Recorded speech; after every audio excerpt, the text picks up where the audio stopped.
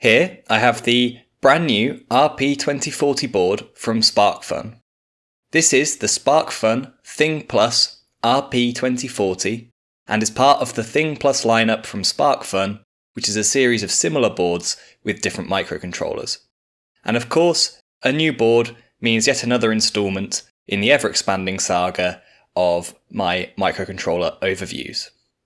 Some of the standout features that are on this board are a microSD card slot, 16 megabytes of flash, and a 500 milliamp LiPo battery charger. But obviously I'll go into these features more later. Firstly, I want to cover the price. It's roughly $18 on the SparkFun website. However, I bought this from DigiKey Electronics and it cost me about £13. DigiKey shipping to the UK took 2 days and was free because I give DigiKey way too much of my money, and it's free shipping on any order above £33. You can also get it from some other distributors, and I'm sure companies like Pi Moroni will have them fairly shortly. So in terms of the size of the board, it's 58.4mm long, 22.8mm wide, and roughly 8mm tall. The JST connectors for the battery and the microSD card slot make this a pretty tall board. Comparing the Thing Plus to the Adafruit Feather and Pico, you can see that they are all fairly similar in size and so should be pretty compatible between projects. In terms of functionality and the main features of this board, it has two buttons, a boot select button and a reset button. It's nice to see that reset buttons are being included in all the partner boards from Adafruit, SparkFun and so on, because it was sorely missed on the Pico.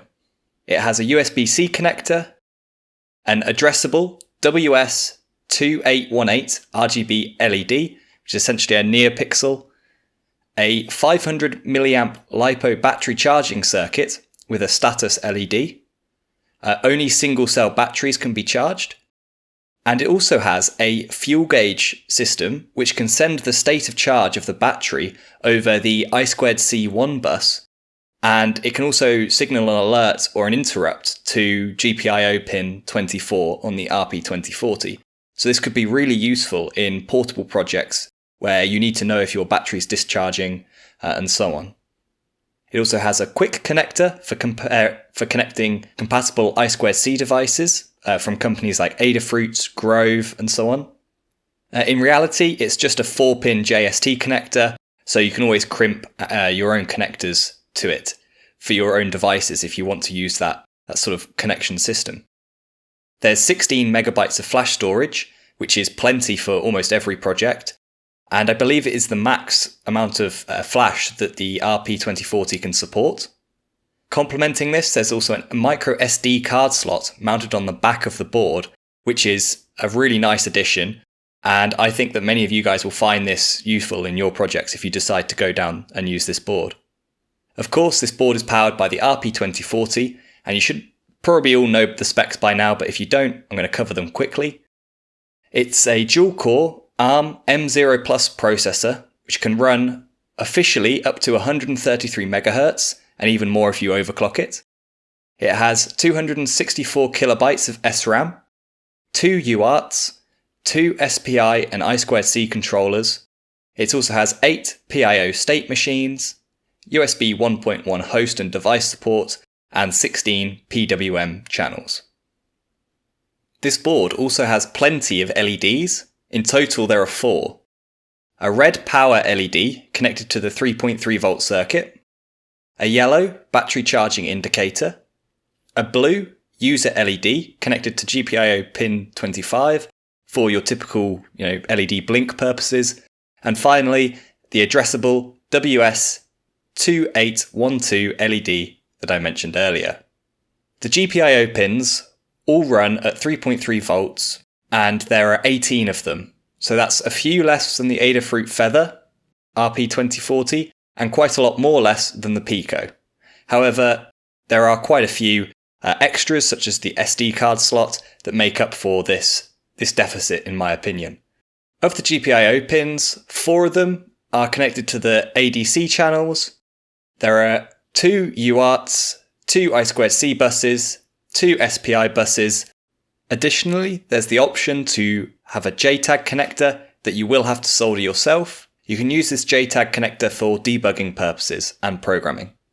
There are no castellated edges on the GPIO pins like the Pico, and this is because due to the SD card slot on the back of the board, it doesn't quite sit flat, and so you wouldn't be able to solder the castellated edges onto the actual PCB that you wanted to. However, despite the SD card slot or the micro SD card slot being there, it is still breadboard compatible, as I will show you later. There are multiple ways to power this board. You can use USB power or the LiPo battery. It does not appear that there is much support for external power supplies, just like the Adafruit Feather RP2040, and as such there is no sort of V-in pin. However, you could probably bypass some of the circuitry if you wanted to. So the LiPo connector is a standard 2-pin JST connector with a 2mm pitch between the pins. Its polarity, or the wiring polarity, is indicated on the PCB itself, just behind the female JST connector. So, as you can see here, when I plug in the battery, the device is powered. When you plug in the USB, it starts charging the LiPo battery. It should be noted that this LiPo battery charging circuit is for single cell LiPos only. So that's around a 3.7 volt battery. Moving on to soldering the header pins to the board, it's very straightforward, and you can do, if you're fairly confident with soldering, you should have no problem doing this.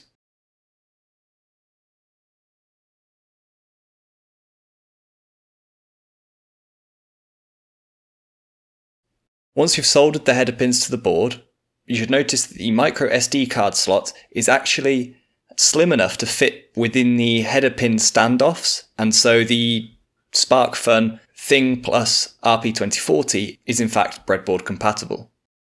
When it comes to programming the device, you can program it just like the Raspberry Pi Pico in C or C++ with the SDK provided by the Raspberry Pi Foundation, and you can also program it in MicroPython if that's what you prefer.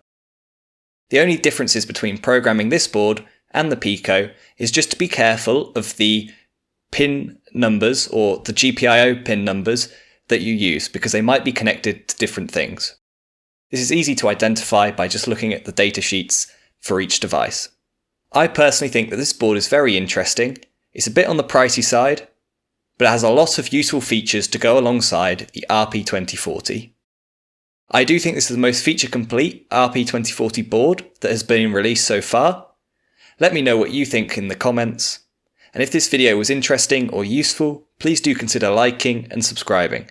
Thank you very much and have a nice day.